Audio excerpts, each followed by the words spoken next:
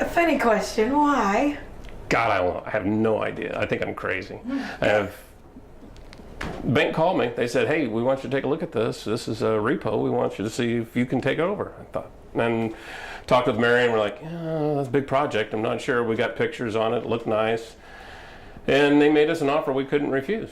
So we came down and walked through it. Realized that it wasn't a great neighborhood, but it looked pretty good. So we couldn't help it. We had to do it. And so, how long have you been into this project now? This is our third month. Okay, so we're right at the beginning. You've stepped into this that definitely was a problem before you got it. What were your first thoughts when you started to realize the enormity of this project?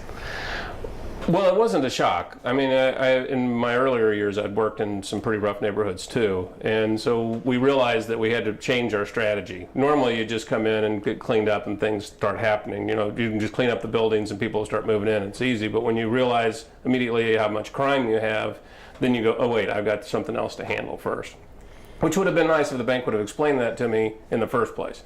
Because then we would have cleaned that up first, where instead we started on cleaning buildings up, and then the enormity of the crime, of the criminalness started coming in, so we had to make adjustments. So in these few months, you've stepped into the project, you've identified what's going on, and now you've assembled a team. Can you explain the team and what we're all doing? Well, yeah, we're taking the whole complex from the very basics all the way up to completed finished project, and we're assembling each person that we need to go through the steps. And the first step is to get rid of all the criminals, and that's the hard part. You have to first pick out who they are, which is the hardest thing to do, is they're very good about being criminals, so they hide from you. So we had to get an expert on it. So we brought in Dottie, who is an expert at finding out who's who. And that's our first step. So we found our management, which was very lucky, and we were very blessed on it, because that's always the scary part. We've had really, really bad managers on other projects before, and so the scariest thing for us is, can we trust who's actually on the ground? And we can. So we've got really good on-site management. She interviews everybody well. She takes care of her paperwork right, gets everything that she needs to do handled perfectly. So that we don't have to worry about, which is always a big part of every problem, is how is the management on the ground handled. That's handled. Now we have to go through and find out who's our criminals, and then how to handle them. Because not every criminal is going to attack someone or cause a problem. Some are considered criminals because they're drug addicts or they're alcoholics or something along that line. And you don't want to incarcerate a person because they're an alcoholic. You want to help them if you can. In the same way with drug addicts. And some are way beyond that, and they've become someone that needs to be institutionalized, but others can be helped. So we have to sort through it all. And that's what we brought Dottie in for. She's going to be able to figure out, okay, this guy, he's got a drug problem, he can be helped. This guy, he's not going to be helped. He's got to go. We've got to do this. This woman, this guy, and sort them out. And then we'll have a basis of what we have left to work with. Well, excellent. So you're assembling a team. You've got crack maintenance. As Laura said, if something's broken, you're right on top of fixing it.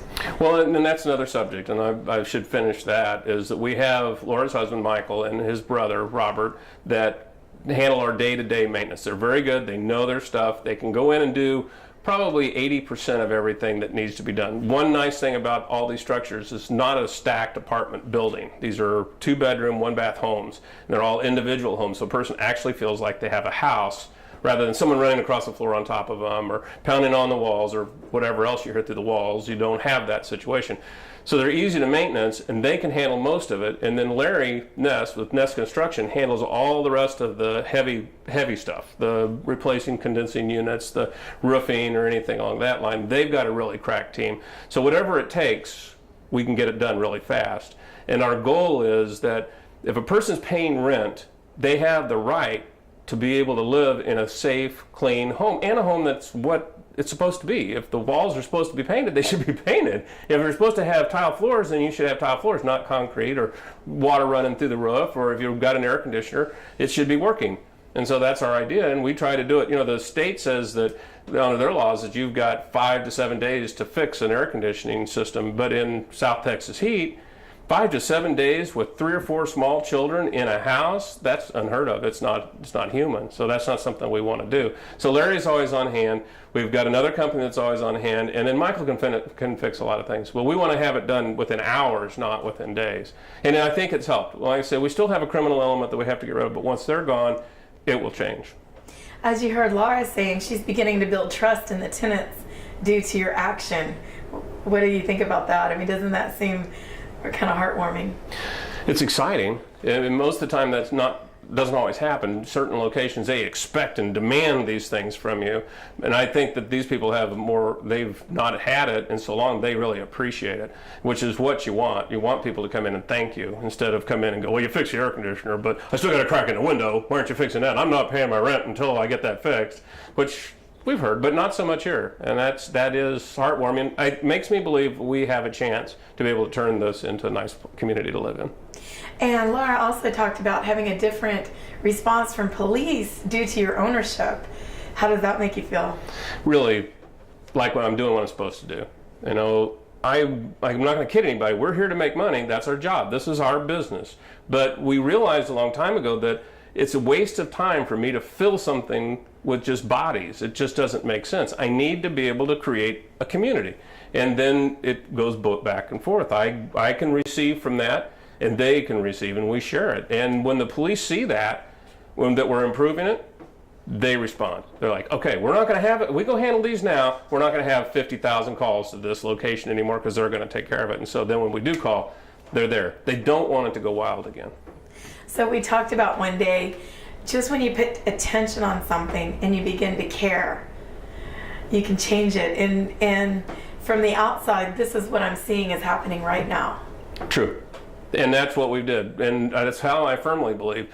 You go through a stage, though. The second you put attention on it, or put in order is what I like to say, you get chaos at first. Everybody's freaking out. Well, what's it going to do? And everything starts going crazy. I mean, everything. You'll have water lines breaks. You'll have people leaving. You'll have people trying to come in. You have all kinds of things because you're making it organized. You're supposed to pay on the 3rd. You're supposed to, be doing this. You're supposed to be doing that. And as that becomes organized, all the people that can't do it run and leave. Or they get used to it and they settle down. And then all of a sudden, it starts going the way it's supposed to go.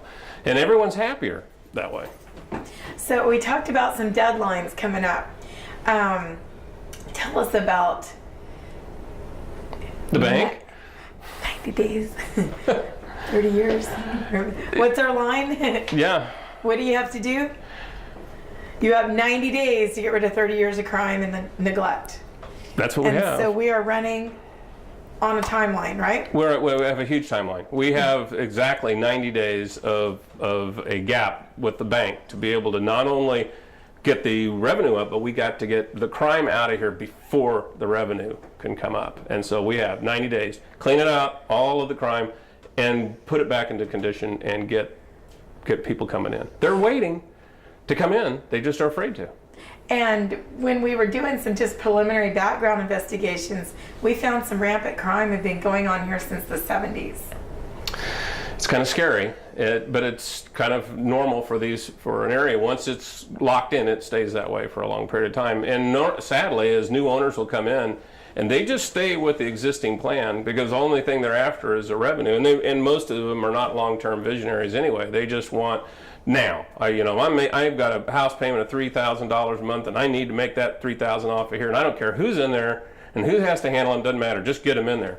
Where with us, we got a large family, and we want to keep our family, and everyone that works for us becomes part of the family, and we want to keep creating a bigger and bigger place for us all to live and work. And to do that, you have to have that vision of this isn't today, this is for the next 30 or 40 years. And do you want a really good, strong, healthy community? Yeah. Everyone wants to live here? Yeah. A waiting list to get in because this is a safe place to live? Yeah, that's it. It's my belief that it's a human right to have a safe place to live. Whether it's $50 a month that you make or $100,000 a month that you make, you have the right to have a safe place. And that's what I want to enforce.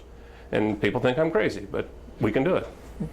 So let's fast forward and have our imaginations. Okay. 90 days from now, where are we going to be? 90 days from now, we're going to have all the tenants that are pure criminals that are causing problems completely removed from the location. That is what's going to happen. We're going to have the others that are alcoholics or drug addicts pinpointed in some assistance in there. By that time, I also want to have people come in to start giving instructions to the people that are here on how to handle their life better if they want it. We're not going to force anything down someone's throat, but I want to be able to show people how to handle their money and how to get jobs if they need to get jobs. Jobs are out there. We have to be able to show them how to go get them and what to do. And there's people out there that'll do it, and it doesn't cost anything. They want to come in and help people. And there's a whole group of people lining up now behind us that say, are you really doing that? We want to help.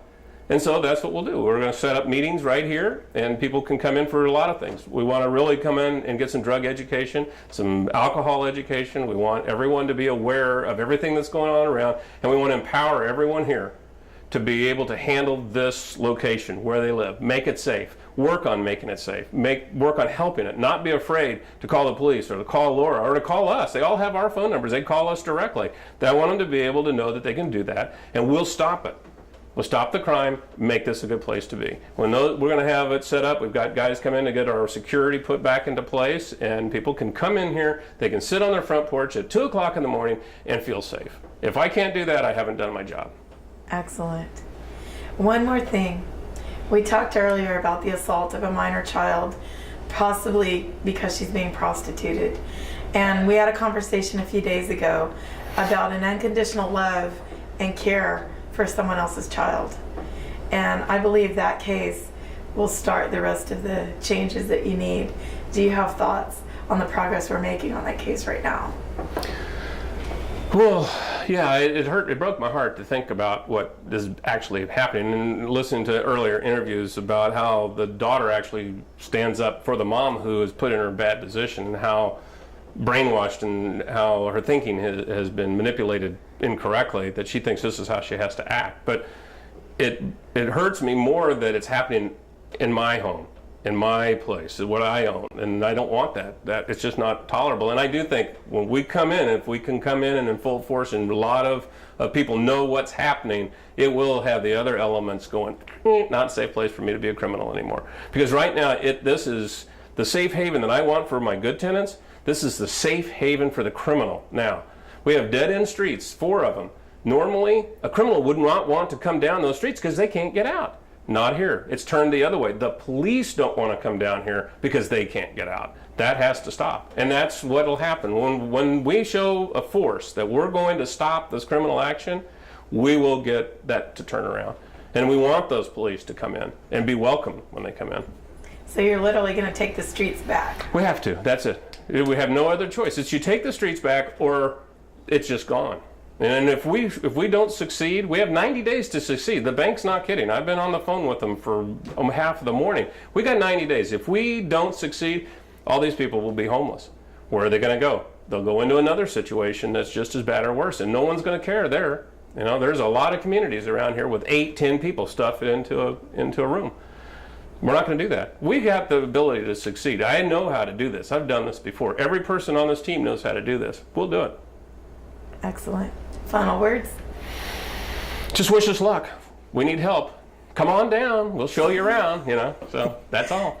Great. Thank you.